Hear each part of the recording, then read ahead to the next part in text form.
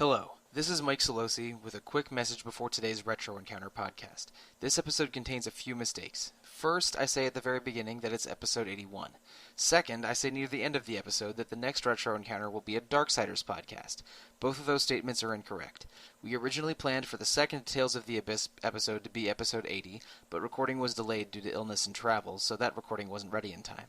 Thus, next week's episode, 81, will be our second Tales of the Abyss podcast, and the Darksiders episodes will begin the following week. I'm very sorry about this. So now, without further ado, here's a very special Mario RPGs episode of Retro Encounter.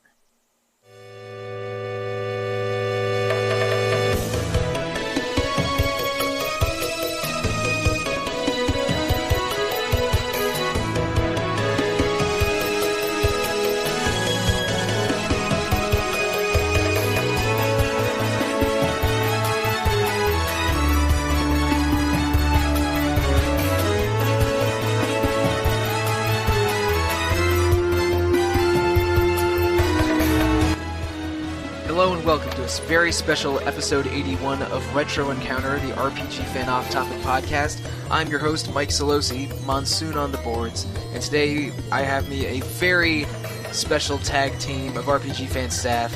You have Peter the Animal Triezenberg. Hi, I'm Peter Triezenberg. I have here on the board. I don't have anything witty for the animal right now. And John the Undertooker Tucker. Hey everybody, I'm John Tucker on the board. All right, At least we can say your icon and name on the boards are pretty fitting for this podcast, Mike or Peter. Yeah, it's true.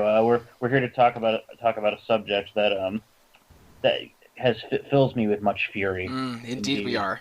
And I that character is so near and dear to me and to what we're about to talk to that it elicits chuckles from me quite often when I see your avatar. Chortles, you mean? Indeed. Chortles, guffaws, the whole run of, sub-laughter. We're here to talk about Mario RPGs. For some reason, Mario is known primarily as a platforming character. I don't know, some kind of pioneering Nintendo Entertainment System stuff. But I don't know about you guys. I think he's awesome as an RPG hero. Absolutely. Run the gamut.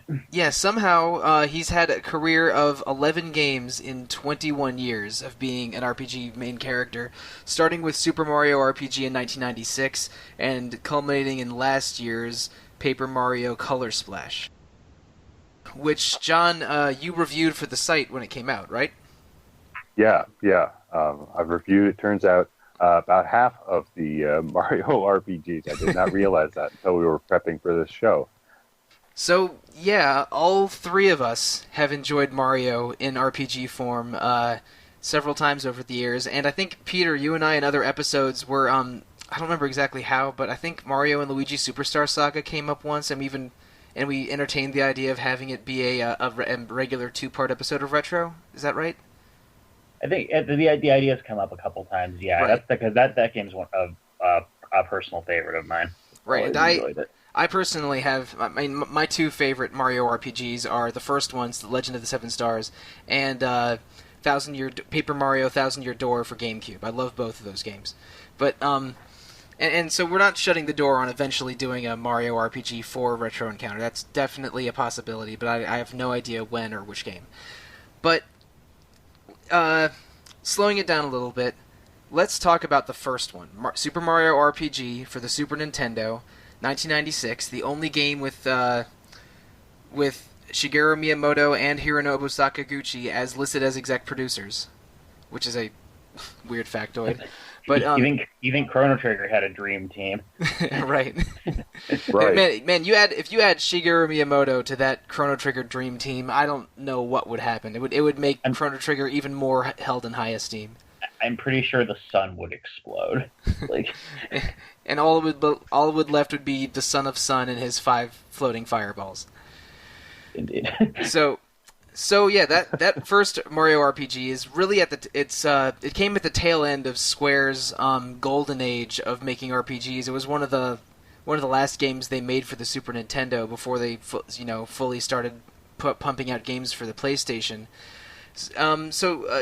Starting with you, John, because you haven't been on the podcast in about a year, what are your thoughts on the first Mario RPG? Just open-ended question.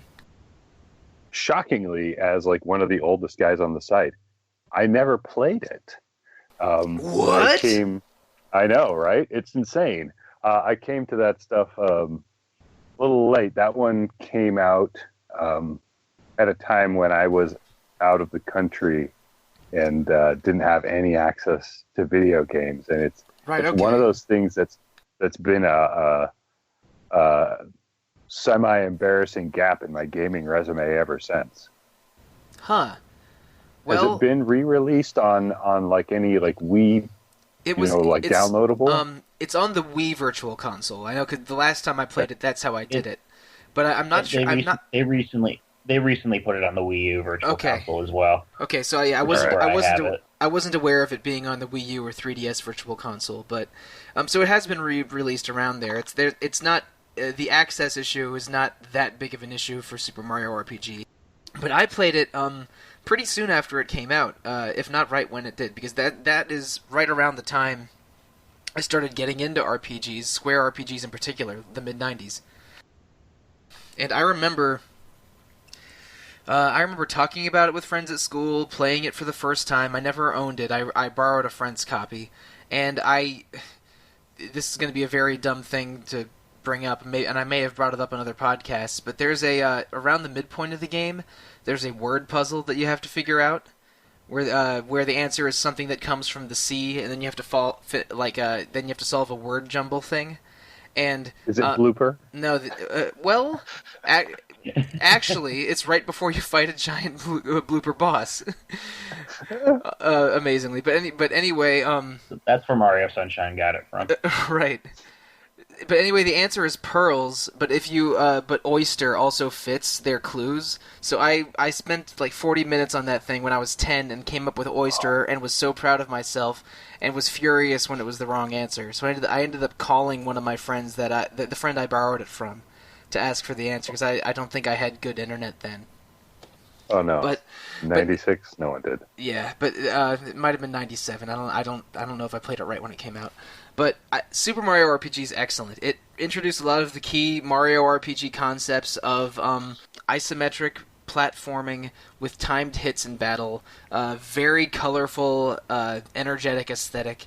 Every Mario RPG sort of introduces a new setting or new world, and at least a couple new characters and races that don't fit into any previous Mario game. Because I mean, like the whole Bean Kingdom in Superstar Saga hadn't been done before or since in a Mario game. It's am I right? Have they brought back the Bean Kingdom? I don't think they've ever brought back any the Bean Kingdom or any of those characters. I've always wished that that they'd put him in like Mario Kart or something. Yeah, the Prince would be a perfect character in Mario Kart or Fawful.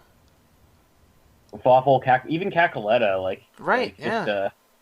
I remember back when because Superstar Saga came out, I think the same year that Mario Kart Double Dash did, and I just remember when I was a kid and always thinking, man, Cackaletta and Fawful should really be a pair of characters in this game. That makes a lot of sense, and it's too bad that didn't happen. But regardless, every Mario RPG has those things in common: the platforming with timed combat hits and new wacky settings with a lot of color. And Mario RPG exemplifies all those things very well. I think that the characters of Mallow and Geno have stayed pretty memorable, even though they have never reappeared. I think Geno shows up as like a Smash Brothers trophy or something, and he's in a mini game in one of the Mario and Luigi games. I forget which, but it's a Superstar Saga. Okay, it is Superstar Saga. All right, I thought I didn't know if it was that or Partners in Time, but I think it's one of Square's best games of that era. I would put it maybe below Final Fantasy VI and Chrono Trigger, but not really above much else. It's and it was really popular when it came out. I remember it. My friends being as excited, if not more excited, for that game than basically anything besides Chrono Trigger or FF6. John, I ringingly endorse this game. I really want. Right. If you have a chance to Spend $8 on the Wii U, or maybe it's $10 for a Square Enix Sure. tax. I think it's worth it, and it's not even that long a game, is it? Peter, isn't it around like the 25-hour mark, maybe? Yeah, it's not that long. Like, there's some optional stuff to do, but it's not like anything exorbitant. There's Super Mario RPG has probably one of the coolest unlockable bonuses you can get with QLEX. Yes, the super boss QLEX that you can unlock around the 3/4 mark is a very memorable cool boss fight. That's recommended. All right, I'll make sure. It's like I say, it's something I've been meaning to play for a long time, and I just sort of never have gotten around to it. I got to fix that. And now plus, I have if you have easy access to it. Yeah, if you have Wii U's Virtual Console, I think it's like $6 or $7. It's really okay. Wow. It's really cheap, and the nice thing about the Wii U is, if you're buying digital Wii U games, they're going to take up a crap ton of your limited 32 gigabyte hard drive. The Virtual Console games are like 10, 20 megabytes, so you can have a lot. Right? Of them. Yeah. It's shocking to me to know like just how much people used to accomplish with so small, so little memory. It's really quite impressive. Yeah, I downloaded some Game Boy games onto my 3DS a few months ago when Capcom was having a sale, and I was amazed that they were something like 4 megs or less. They were nothing. Man. I think one of them was under a meg. I got a Pokemon Yellow and Link's Awakening, and they were like 4 megs each. Meanwhile, Bravely Second took up my entire SD card, and I had to delete it after a while. Like, it was yikes. Yeah, such a weird shakeup. But one thing I wanted to mention before we move on to other Mario RPGs, though, is you mentioned, Mike, the Mario's timed jumping hits have become kind of a series staple. But I remember reading somewhere that when they were first coming up with the concept of a Mario RPG, that wasn't always the case. They'd actually tested out a version where it was a more straightforward, like Final Fantasy type thing, where Mario had a sword. And that would have been a little weird. Yeah, and that's the thing is that Miyamoto was like, I don't know about this, and then they actually demoed both versions of the game, and the one where Mario had his classic ability, his jumping and his hammer, was received more favorably. So that's what they went with, and we ended up with something really unique. It's one of those cool little game development success stories I like to hear. Yeah, I mean, Mario is punching, jumping, throwing fireballs, and kicking shells and wielding hammers, and that's about it. But they really do very well by the timed hit system in this game. You press buttons for every single. Basically, every spell is a mini game where you're trying to ratchet up as much damage as possible. Your regular strikes can be deal, I think, 50% more damage, or double damage if you time them just right, and you can receive half damage or 0 damage from enemy attacks if you press the defend button right when they hit you. It's a really versatile system that's been in basically every game in this series. I could be wrong because I haven't played all of the most recent Paper Mario games. But it's versatile and it works, and Mario RPG has not aged that gracefully visually. It has these sort of the ugly like SNES 3D polygons that look kind of clay-like, like a Donkey Kong Country game or something. That they haven't aged great on a modern television, but almost everything else about the game is excellent. Just play it on the gamepad. Problem solved. Yeah. Yeah, play it on a tube TV and the Wii U game and the Wii U gamepad or the Wii Classic controller. That's the way to go. So, a couple of years after Mario RPG had a very positive impact, we have Mario Story, which was renamed Paper Mario in the United States and Europe, and that game had a totally different look from Mario RPG that has aged significantly better, I think, where everything appears to be papercraft on backgrounds where every 3D element looks like a standing paper structure, kind of like a diorama. I think that the first 2 Paper Mario games are awesome RPGs. I never owned an N64 as a kid, So, or as an adult, I guess. So I played it years later on the Wii Virtual Console in probably like 2009 or 2010, and it felt like a good RPG then. It aged extremely well. And I mentioned before, I love Thousand Year Door. I think that's one of the best GameCube games, full stop, and probably the best GameCube RPG, with apologies to Tales of Symphonia, Baiten Kaitos, and Skies of Arcadia Legends. I'm with you. Thousand Year Door is, I mean, of all the games I've played, it's definitely, like in my top 5 of everything. I praise. Yeah, just like that's, I think, the first one that I reviewed for the site, and I was shocked to find that when it came out, like, it didn't get reviewed. I reviewed it about 5 years after it came out. Oh, wow. And even at that point, it held up. I know, right? How did that one get missed? But it held up so well, and all the sort of the different pieces of the battle system, the like you say, sort of the mini game of the attacks, trying to get when you do a jump attack, trying to get all the bounces exactly right, so you get that stylish, extra. Everything about it is just so excellent. Right. I played Thousand Year Door before playing the first Paper Mario, and As did I. yeah, and maybe the most striking difference between them, because they look, similar. Paper Mario was very late in the N64's lifespan, and Thousand Year Door was around the middle of the GameCube's lifespan. So, like, Thousand Year Door looks better, but you could say definitely they share an aesthetic. But the biggest difference between them is that, two biggest differences are, first, the Paper Mario doesn't do a ton with the word paper, other than the visual, but in because sure, everything looks like paper, but they don't, they aren't folding themselves into paper airplanes or anything. While Thousand Year Door, on the other hand, has Mario becoming a paper plane and a paper boat, and page and sort of more pages turning and paper being crumpled up and reopened. It uses the paper gimmick a little bit more brazenly.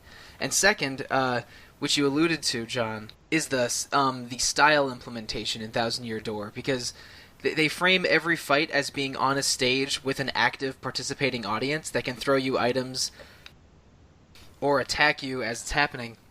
And by pressing different buttons during moves, not just the timed hit buttons, but like special style flare buttons, allow the audience to grow and become more on your side as it happens. And that hasn't been done in any subsequent Mario RPG either. And it's really, really cool. I don't want to sell this one too short. It's but like interacting with the audience and winking at the audience and trying to get them on your side is a very, very cute gimmick that is persistent through the whole game and has twists and turns. Like, certain bosses will have the audience filled with enemies. Boss battles will scare audience members away. There's a lot of weird tricks that happen with the audience gameplay in Thousand Year Door, and it feels like a more expanded, more full-featured Paper Mario game than its predecessor, and has some really, really great story beats in it. Peter, you've played this game too, right? Thousand Year Door, I actually haven't. Oh, this has man. been on my pilot. Oh, it's great. This is one I've been waiting for a re-release of Thousand Year Door for a while, because I really want to play it. It's something I'm hoping that they'll eventually implement with the Switch. I would buy a remake of this game. I only played it. I only played it once. Probably a couple years after it came out. I was in college when it came out, so probably just a year or two after it came out. But and the story hits some surprisingly poignant notes, especially with Luigi's side plot, which is sort of hilarious and tragic, and the computer that Princess Peach interacts with when she's locked up in a prison has a surprising character arc for only being just a computer that the princess talks to in between Mario's quest segments. There's a lot going on in Thousand Year Door, and I think it's one of the best GameCube games. That game's excellent. I want to say something about a story thing, but just to go back to the style thing, one thing that I really love about it, and something that a reason that I think I miss that being in all the subsequent games, is when you play a game, and you do something cool, you're like, oh, sweet. Did anybody see? No, nobody's in the room to see me do that sweet thing that I just pulled off. But in this game, I mean, yeah, it's just the game still appreciating that sweet thing you just pulled off. But there is something to that still of like somebody noticed that I did something really cool. Yeah, the sound effects of the audience cheering for you is weirdly encouraging and fits in with everything that the game's putting forward.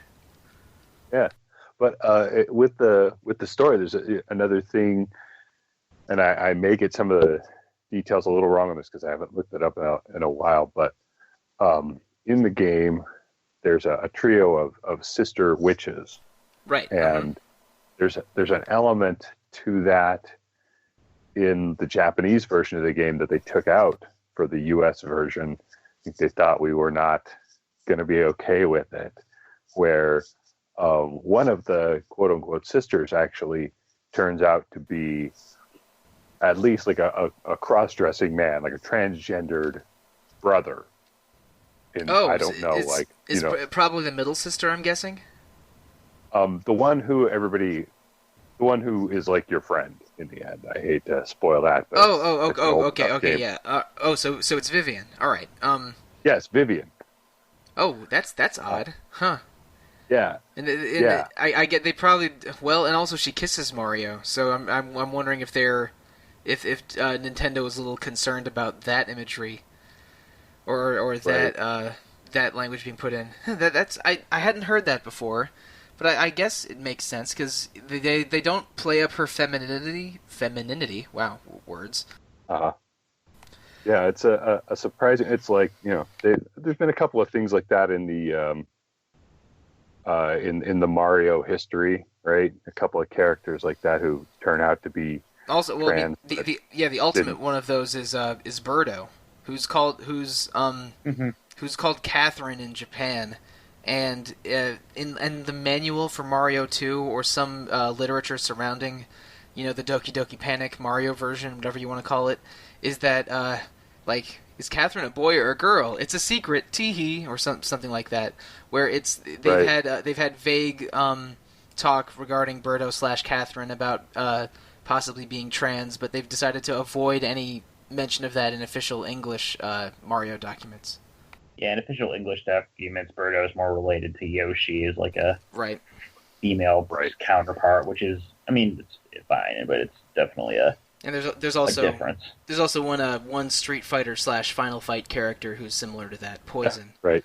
But so yeah, Nintendo isn't maybe the most, or Nintendo of America at least, isn't the most trans-friendly producer, or at least they weren't in the early 2000s. I think the issue is basically just they have to worry about ratings, and if a question like that comes up in the game, no matter how you treat it, it automatically makes it a more mature game because you're thinking about an important mature topic. So if they cut that out, then they can rate it E for everyone, and everything's cool. But anyway, man, we've only talked about the first two Paper Mario games. But we're going to pivot a little bit over to a different series. The Mario and Luigi games, which have been exclusively on handheld, starting with Mario and Luigi Superstar Saga for the Game Boy Advance, have been 5 really solid RPG platformers that we've mentioned that Peter has a lot of affection for for at least the first couple, and uses the character Fawful in his as an avatar for several different in several different places, including RPG Fan. So, Peter, let's talk a little bit on why Superstar Saga is so great. Yeah, where to begin on that one? I think for me, just to give a little personal background on Superstar Saga, is I was a gift from a friend of mine back when I was really into Mario in general. We both played Mario Sunshine and Luigi's Mansion. It both come out around that time. We played a lot of those together. Mm-hmm. And it was a different kind of Mario story where it's a little like I said, I hadn't played any of the RPGs up until that point. But in terms of Superstar Saga, I think it sets a precedent going forward for where it continues off of what Super Mario RPG and Paper Mario did with the timed button presses in combat, but the addition of Luigi and their ability to kind of combine their actions together to form Bros attacks is something that they've continued on in later games. I think that's one of their main gimmicks. And also just the way you explore the world is a little different. There's more you get it's almost like a Zelda or a Metroid type situation, only instead of getting new items, you're getting new ways to maneuver about the area. So you'll get Mario's spin jump, you'll get Luigi's high jump, you'll get hammers to break open rocks, and you'll upgrade those hammers to break progressively stronger stuff. You'll eventually be able to use Mario's fireballs to light torches. It lends itself to a bit more of a puzzle adventure aspect in a lot of areas. At least as far as the first game goes, it's definitely a prevailing factor. They also really double down on the humor. You're absolutely right. Very funny game. it is. I mean, well, honestly, I think sort of an anarchic sense of humor pervades most of the Mario RPGs.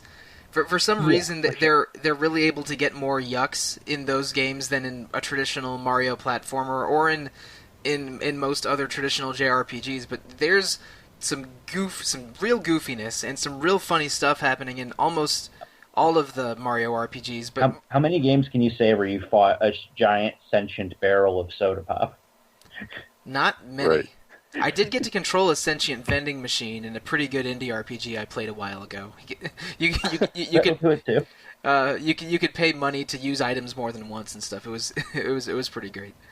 But you're absolutely right about the non-linear, slightly Metrovania aspects to Superstar Saga. It's you're getting new jumping abilities, new hammer abilities, and new hand abilities. Hand being the Mario's fireballs and Luigi's thunderballs.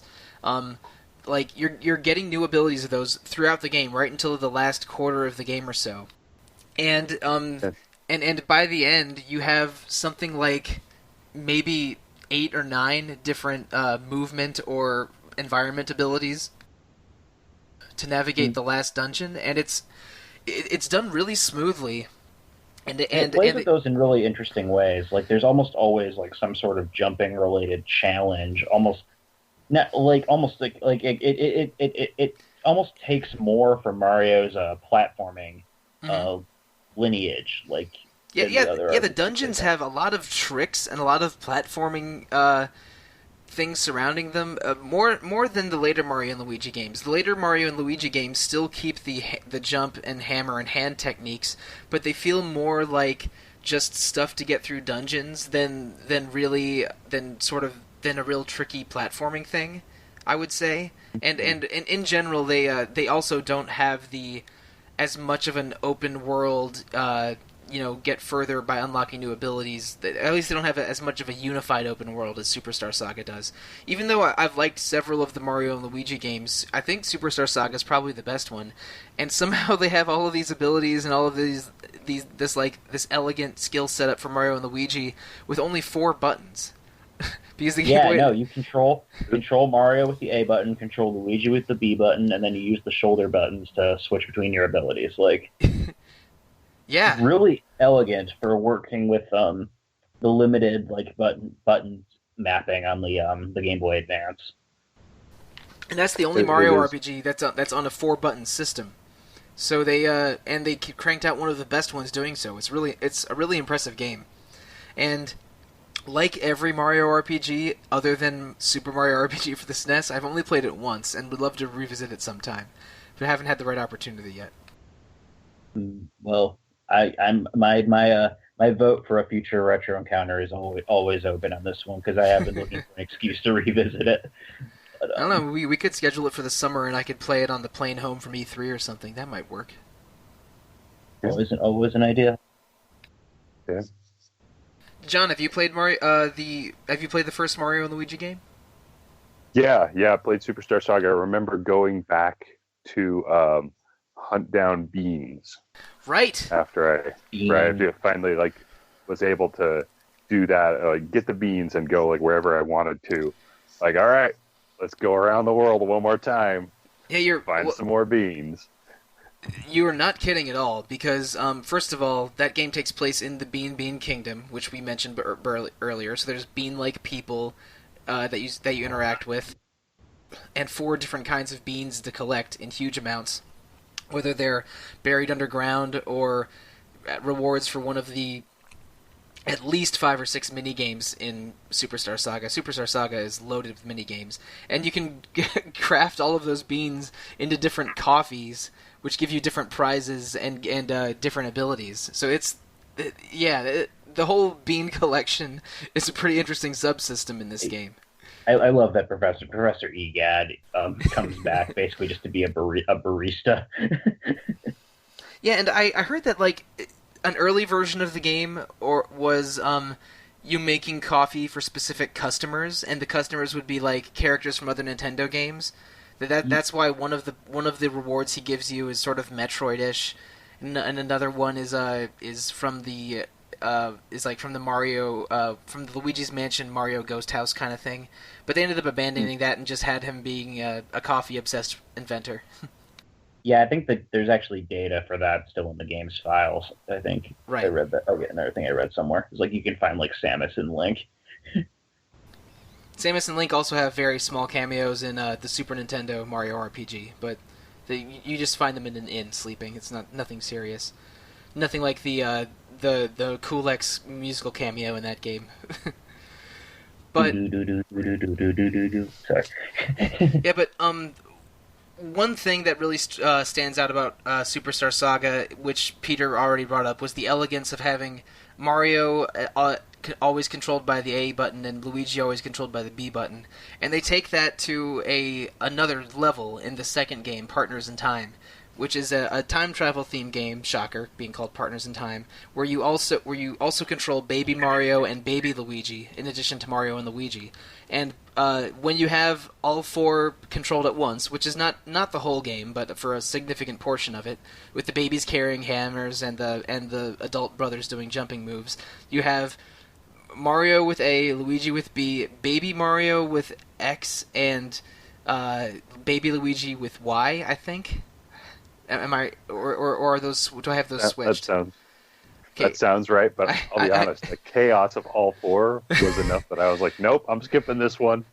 Yeah, it gets super weird in that game. I Partners in Time as well. I didn't skip the game. I did finish it, but it gets a little hairy with all the different controls that you can do, and having all 4 buttons interacting during bros attacks, where you have to press certain ones at certain times. It can get a little challenging getting getting max damage on a bros attack, and it has some really memorable moments. Like the best boss battle in the game is right around the midpoint, where it's the 4 brothers versus Bowser with Baby Bowser on his shoulders, and them doing their own version of bros attacks against you, which is pretty excellent.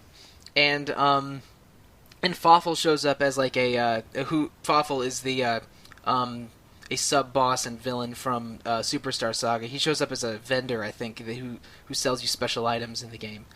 But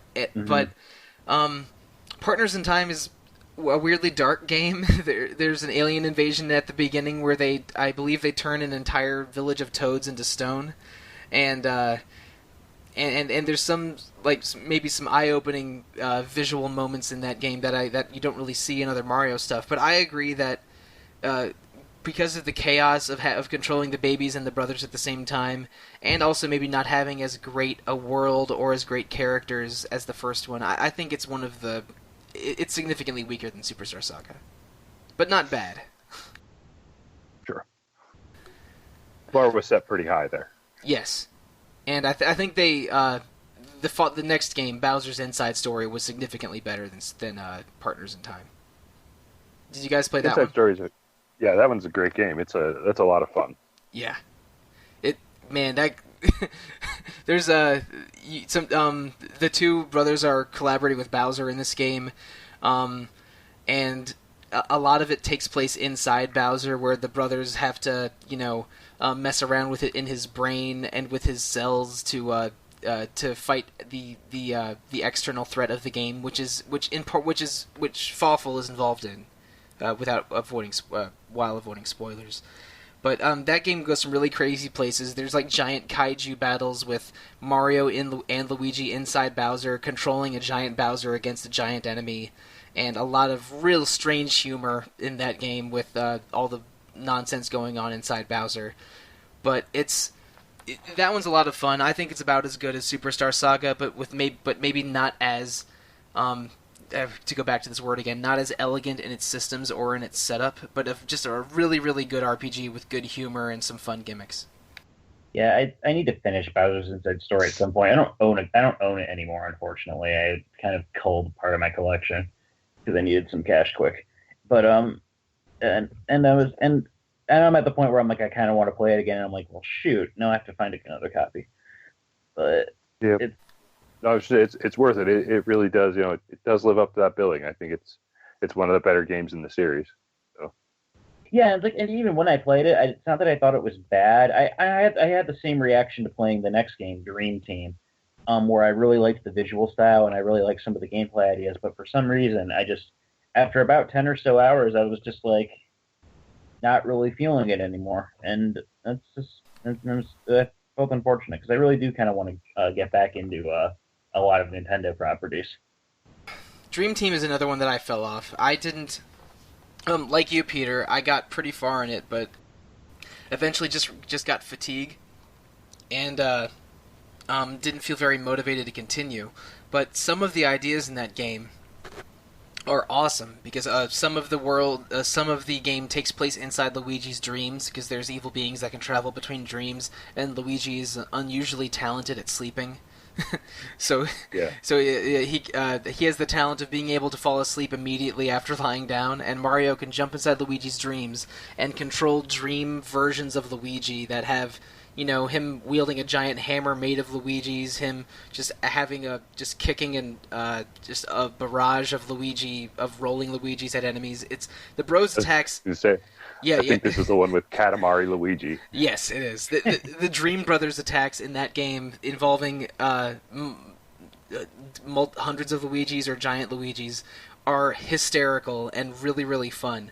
But other than that, it feels like one of the less inspired Mario and Luigi games. Its story is so forgettable that I don't remember anything except for the sleeping and Luigi stuff. And like Peter, I played it for probably about 10 hours.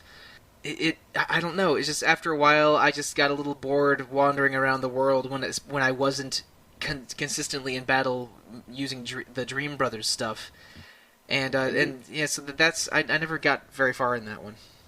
It's one of those where I want to give it another chance. I love the visual style. It looks so good. And it's not a. Go ahead, John. I would say it's not a bad game. I did finish it. It's one that I reviewed for the site, so of course I finished it. And I called out the plot as being a weak element of it. So my score on that front is the same as yours. But it's not bad. It's just not the best of them.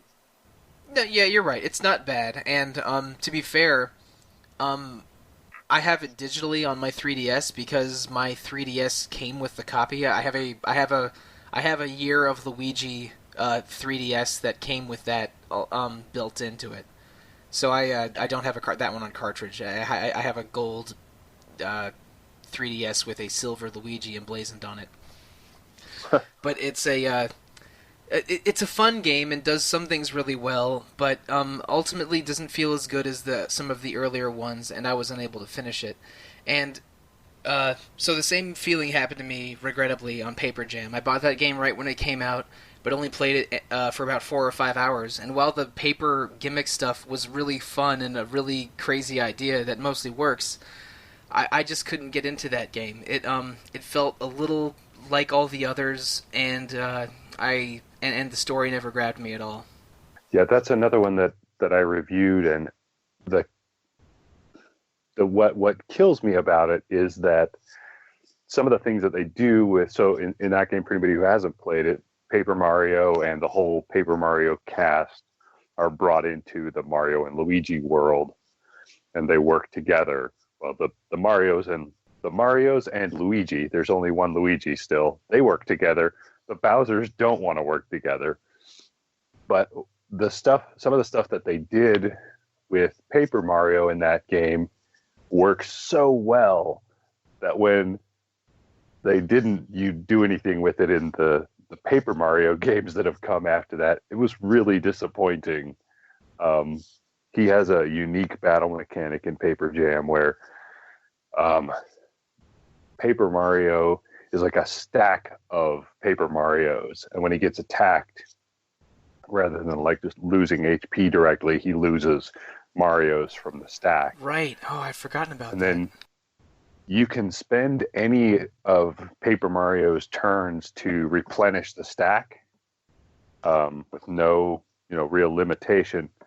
And then at some point, according to my review, I got an item that they could equip where every turn he got another Mario back in the stack. And also, doesn't involving him in Bros attacks or certain special attacks also take from the stack? Or am I misremembering that? I don't remember that, but it's been a while. But I remember that was definitely a unique resource management element that wasn't like anything else in the series. That felt good. Again, the Paper Mario gimmick and the team attacks that you could do were great, but it was everything else about the game that didn't grab me. Yep. No, that's that one is the one that I gave the worst score up to that point in my reviews. So of all of your reviews, or of just the Mario reviews? Oh, no, just my Mario review. Okay. I've reviewed like 120 games for the site, so there's been a few real stinkers in there. Sure. But I want to talk about one thing that I think pervades all of the Mario and Luigi games, which we can agree are sometimes awesome, mostly at least good RPGs, and that's the characterization of Luigi. Because I think he's the most memorable character in just about all of them, and how they paint him in a way that he hasn't really been portrayed before in other games, as a guy who's a much goofier and much more cowardly than his brother, but in a way has some real heart and some real sensitivity underneath the comedy, and he's absolutely hilarious and also sort of heartbreaking in every single game that you play in. And like in maybe the most memorable plot section of Partners in Time to me was when he has to undergo a trial, and his sort of his inferiority complex comes to light in that. But what do you think of Luigi in these games? I think you called out his side story in Thousand Year Door, right? And I think that fits in alongside it too. Yeah, I think that's like a high point of sort of side story, and also like a high point for Luigi himself. He really gets his chance to shine there, even if you see that maybe this didn't, it's not all panning out exactly the way that you might want it to if he were the hero of the game you were playing. And then in Dream Team, they're not 100% consistent with it, but they do something cool in that game with, he gets that, like, oh, I'm a scaredy cat in the regular world, but in his dreams, he's big and tough and not scared of anything. Right. Oh, and they even draw attention to how handsome his mustache is. Yes. and how Dream Luigi is nothing like the real Luigi. That came out during the year of Luigi. So, right. Yeah. Which was great. That was such a great promotion. They had a lot of fun with that promotion, and I have some amount of pride in my year of Luigi 3DS, which has done very well by me. I will say I felt like that was one thing that I didn't like in Paper Jam, is in that game they took it like too far. Like, he's always with you, and he's always fighting in these battles, and he's clearly demonstrating that he's a capable, brave person. But like at every chance they talk about like what a huge loser Luigi is. Like they went from like poking fun and like everybody's having a good time to like, oh, now we went too far and feelings are actually being hurt. So we were just straight up abusing the poor guy. Yeah. So hopefully, in future games, they can take it back to that place where it was still cute and funny, and everybody was in on the joke. And I think because they really have done some good stuff with it. Yeah, I think that builds on something that I always like. My problem with the recent Mario and Luigi games, honestly, has been and this is an obstacle that I think you sort of have to surmount with a lot of Mario-related media, is that it's sort of the same joke. Because the joke is like, okay, so Luigi's the cowardly one, and Mario's the famous one, and isn't it funny that we have these guys in an RPG, hijinks ensue, and that's funny, but it's only like a new joke once in the first one, the first one you play. Yeah, and I think that's the problem with this being a 5-game series. They actually play with that a little bit in Paper Jam in a good way, where the Peaches hang out together, Paper Peach and regular Peach, and they comment on that. Like, boy, it seems like this stuff happens a lot. And yeah, so the Peaches are very sort of self-aware in that game in a way that I enjoyed, because they were in on the fact that this little same storyline is getting a little old. And I can't remember which one it is. There's one, I think it's Dream Team, where somebody else kidnaps, or maybe it's Bowser's Inside Story, where somebody else kidnaps Peach and Bowser gets mad because that's his shtick. I think that's Bowser's Inside Story, isn't it? Like, I got to kidnap her back because I'm the one who kidnaps Peach. That's some other random guy. Well, technically, that also happens in the very first Super Mario RPG, which I know you haven't played.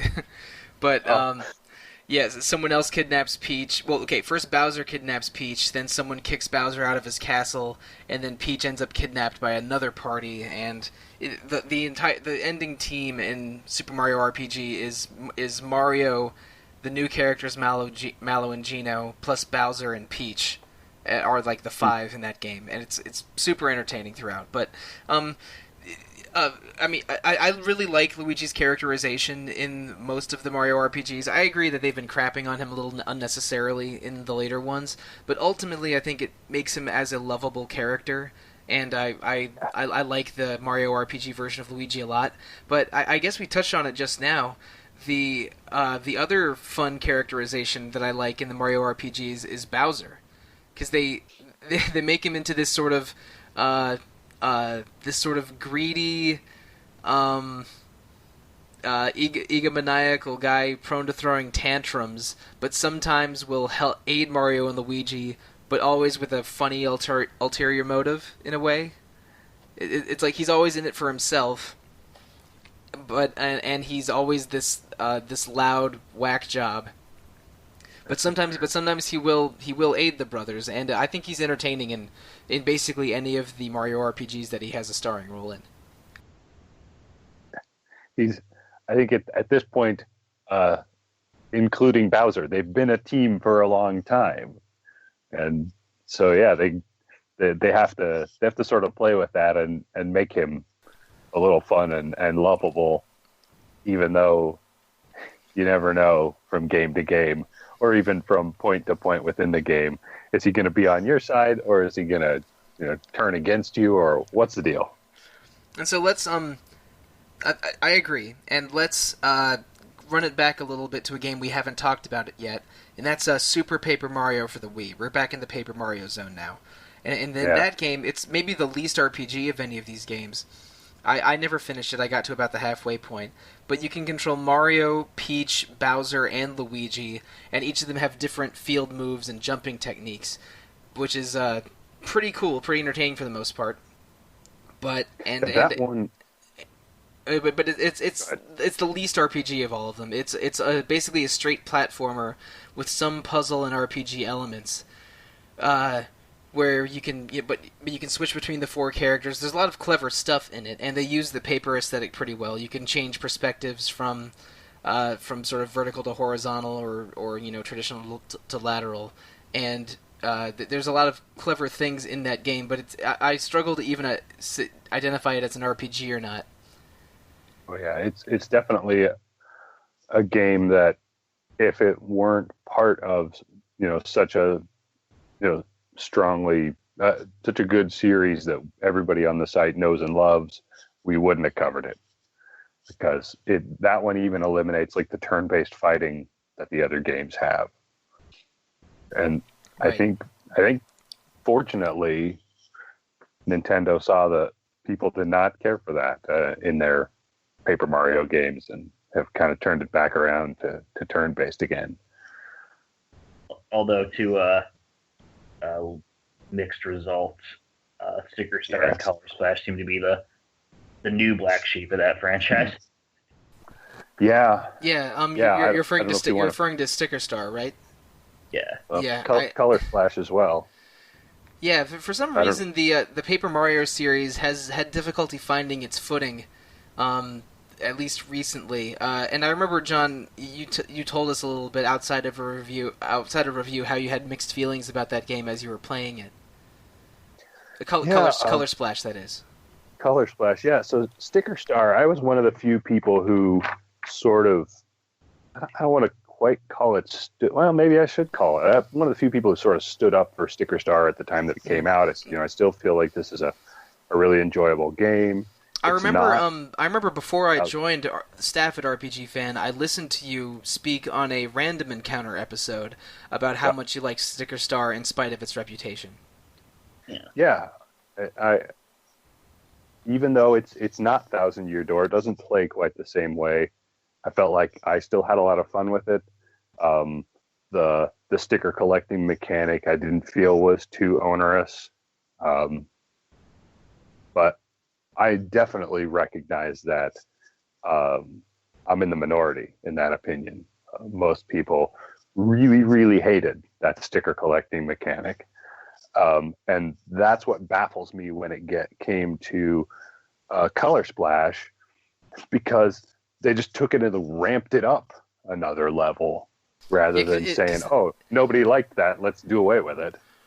Yeah, in that game you have to keep your paint supply up, and also like you like stickers are a finite resource, and every action in the game is represented by a sticker that you can paint or play black and white. Am I remembering that correctly? Right. So in Sticker Star, you picked up the stickers and you used, like, anytime you used an attack, it used up the sticker. In Color Splash, you pick up cards. And not stickers. My bad. Yeah, they're often in just outlines, and you have to paint them in order to do a significant amount of damage. If you can use them unpainted, but they don't really do much. So yeah, now you're maintaining a stack of cards, and you're maintaining a stack of you've got 3 different colors, if I remember right, of paint: red, yellow, and blue. And then in Sticker Star, you had like an album of stickers that's what sort of governed how many stickers you could have in your inventory at any one time. And as the game progressed, you got more pages for your album, so that, later on in the game, you had room for lots of great stickers all at the same time. You just had to go back and pick up the ones that you wanted. In Color Splash, you have space for, I think it's 99 cards. You have a limited amount of space for cards, and they're stored just in one big line that you have to scroll through to find the one that you want, rather than just saying, "Oh, I have 6 pages in my sticker book. I'll flip to page 3." and pull out the sticker I want. So, that gets really cumbersome battle to battle, having to do that for every single action, right? absolutely. Yeah, I haven't played the game, but I did. Avoid. Yeah, I haven't played the game, but I did read multiple reviews, and the only reason I haven't played is because I don't own a Wii U. But it seems that even if there were things to like about Sticker Star and Color Splash, they ultimately the fans didn't embrace these new resource mechanics, and found a lot of it difficult or cumbersome, or maybe at worst not enough like the older Paper Mario games. Because I don't know a single person who doesn't have it. If you've played the Paper Mario games, your favorite is either the first one or the second one. Like those are the two that are really well regarded. So I'm a little surprised that they keep trying to force these gimmicks into Paper Mario that have not been successful, instead of trying to build around the gameplay base of the old ones, and then having the gimmicks just be something on top of that, instead of the cumbersome card and sticker mechanics. And their response to that was really kind of lame too, where it was like, well, we already have an RPG series for Mario. It's called Mario and Luigi, and it's like, just raise his hand. Paper Mario was first. We can have both. Yeah. and I think the great thing that those earlier Paper Mario games had, that aside from the resource thing, is the companions. Right. Yeah. Switching between different companions in battle to do the right kind of damage. We only really mentioned Vivian from Thousand Year Door, but both Paper Mario and Thousand Year Door, at least 5 or 6 different companions join you in each of those games, and switching between, and Mario is always the first character, but switching between your partners and using their unique abilities both on the environment and in battle were a key part of the fun of the gameplay of those games. And like my all-time favorite is probably the baby Yoshi that joins you around the midpoint of Thousand Year Door, who you get to name yourself, and depending on like when his egg hatches, he's a different color. But he can do a bunch of egg shooting and sort of stomping attacks that are really entertaining. And the casts of those games are diverse and fun. So it seems a little weird to just stick to only Mario and the core casts as playable characters in the later ones. I agree. It's one of those series that, there's a few series like that out there in the gaming world, where you look at like the really, really great stuff that came early on, and it makes you really sad to think of what has come later, even though, a number of things that have come later aren't actually terrible. Sure. The bar was just set so high, and they've fallen so far from it, that even an okay game just feels so much less than what it could be. Yeah, it's a waste of potential, for sure. It's kind of how I am with Parasite Eve. Oh, right. Yeah. I don't think either of the sequels quite lived up to the promise of the original Parasite Eve. No, for sure.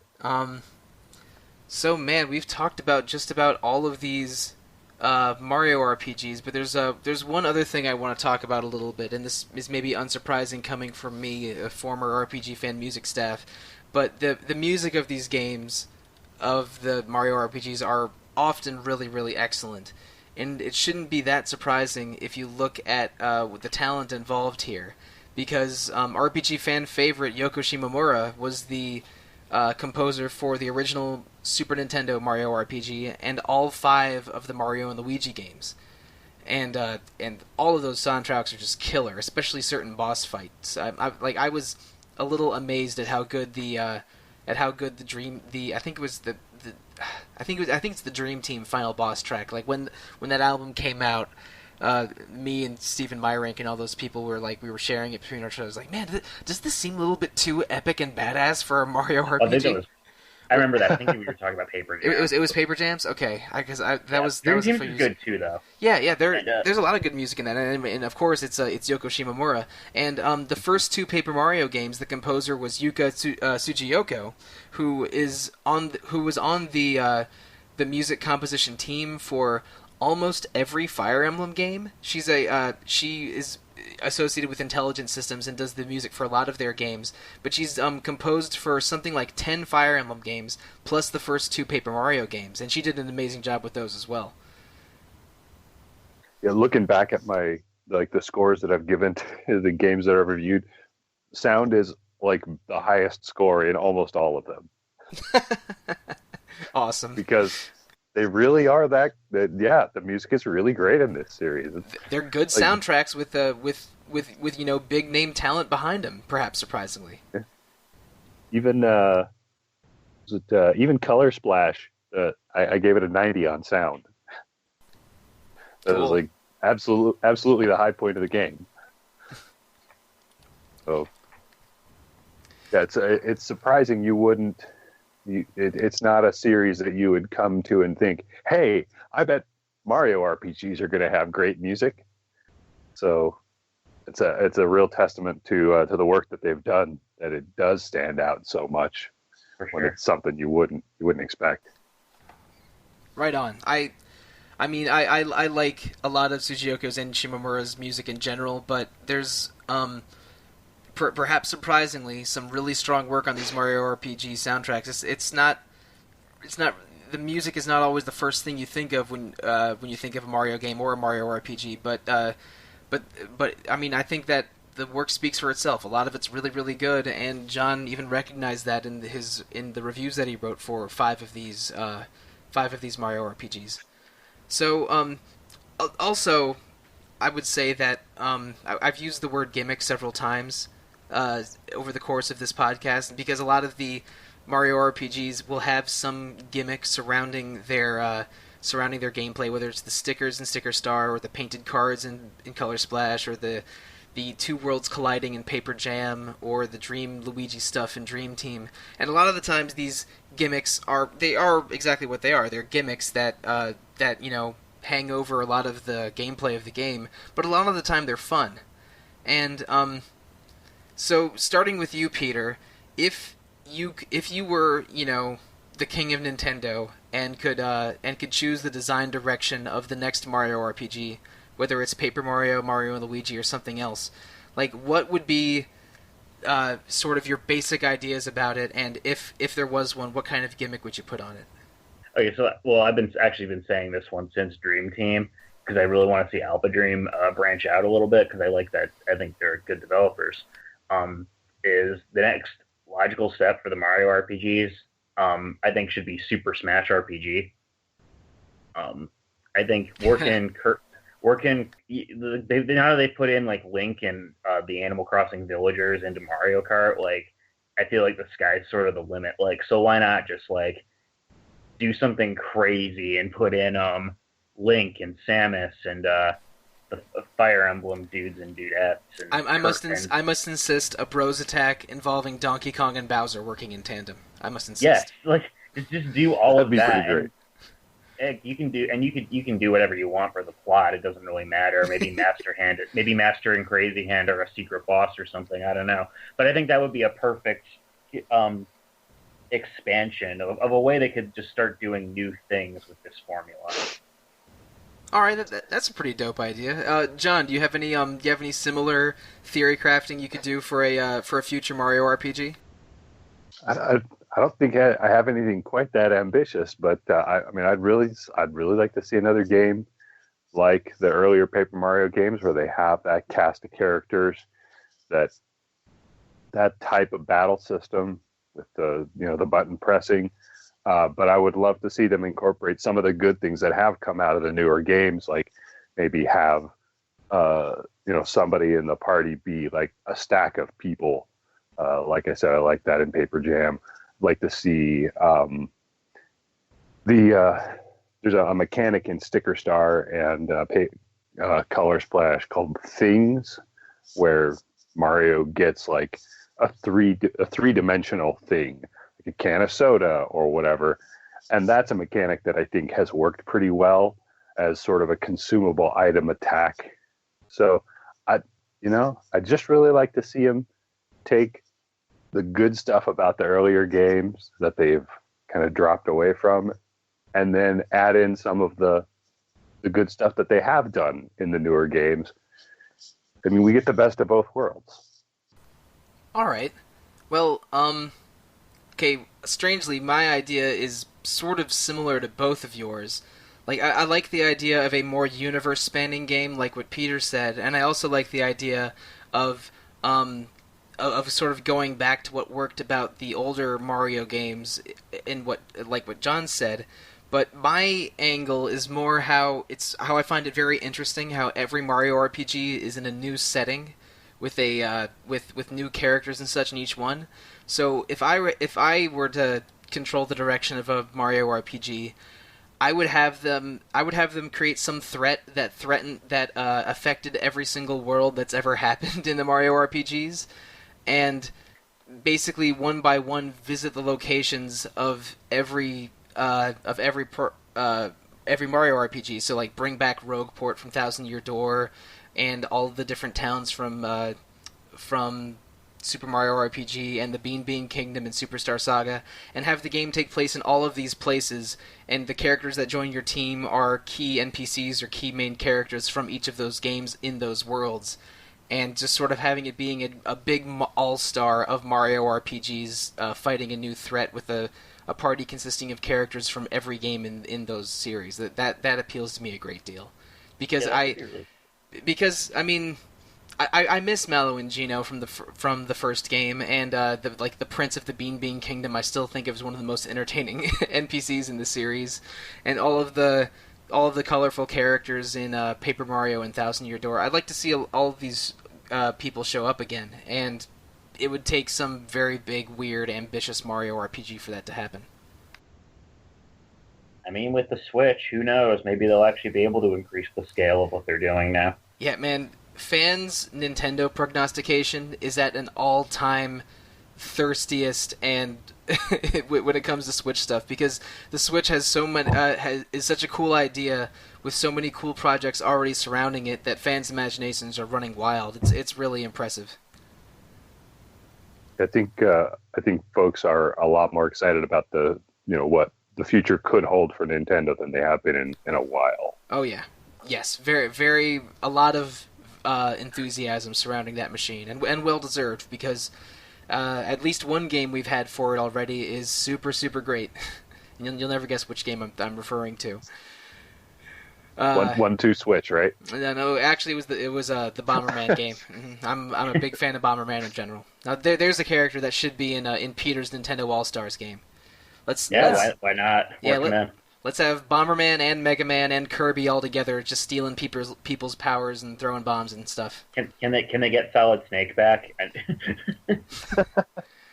Man, yeah, Solid Snake and Cloud Strife and Mega Man all working together. I think we've just created the greatest video game of all time. We should probably Nintendo's Kingdom Hearts. We should probably cut Sonic from the cast, though. I mean, what has that guy done since 1999? Or when I mentioned other series that have gone downhill, that's definitely one that was on my mind. I shouldn't. His own Mario RPG type. He did. It was called Sonic the Dark Brotherhood for DS, and shockingly, BioWare developed it. But it was weird. No, it was not great, man. And the idea of it wasn't bad. All of these Sonic characters working together in a big crazy RPG. That on paper that sounds great, but it was not a very good game. If you want to play a Sonic game for DS, Sonic Rush is the answer to that question. And Sonic Rush was pretty good, but we don't need to talk about Sonic on a Mario podcast. Goodness gracious, what are we doing? So that about does it. I mean, I think we're out of ideas if we started talking about Sonic. So it's time to deliver our closing arguments.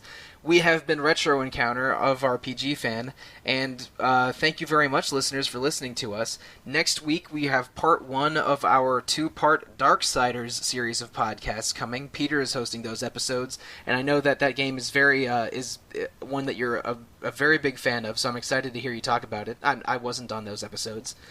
And following the month of Darksiders, we will have a month of Dragon Quest V.